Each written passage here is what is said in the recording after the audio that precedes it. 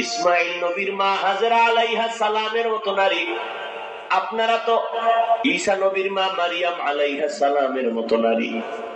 আপনারা তো বেঈমান ফেরাউনের ঘরে তার স্ত্রীর নাম কি? বেঈমান ফেরাউন আল্লাহর কত বড় দুশমন, নিজের খোদা দাবি করলো, আর তার ঘরে তার আপন স্ত্রী আসিয়া আল্লাহর পেয়ারা বান্দি হয়ে গেল। নবীজি বলেন কিয়ামতের দিন জান্নাতের মধ্যে আসিয়ার সাথে আমার বিয়া হয়ে যাবে। ও আম্মা জানেরা, আপনার স্বামী তো ফেরাউনের মতো খারাপ না।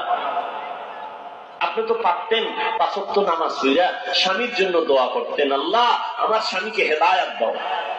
আপনি যদি স্বামীটারে হাসি মুখে মাঝে মাঝে বুঝাইতেন, স্বামী মা বাবার আদর চাইদা তোমার ঘরে চলে আসছি, খাইয়া থাকলেও আসি না খাইয়া থাকলেও আসি, তবে তোমার কাছে আমার জীবনের দাবি, কোন দিক হারাম অবৈধ কামাই আমার ঘরের মধ্যে আনবা না।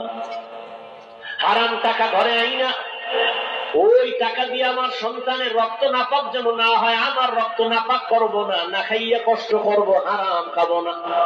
আরে আম্মা জান, আপনার স্বামীটাকে যদি এভাবে বুঝাইতেন, ইনশাআল্লাহ সব স্বামীরা হালাল ভাবে উপায়ের অর্জন করত, হারাম থেকে নিজেকে পবিত্র বানাইতে পারত। আপনি যদি নামাজ পড়তেন, আপনার স্বামী কত খুশি হইতো। মাঝে মাঝে তো দেখি স্বামী বেচারা নামাজ পড়ে না, কিন্তু আইসা প্রশংসা করে, হুজুর এমন একজন বউ আল্লাহ দিছে, আমার বউ, আমি যদিও নামাজ পড়ি না, দাঁড়িয়ে রাখি না, কিন্তু আমার স্ত্রী নামাজ পড়ে, কোরআন তেলাওয়াত করে, মোবাইলে সময় নষ্ট করে না। আমি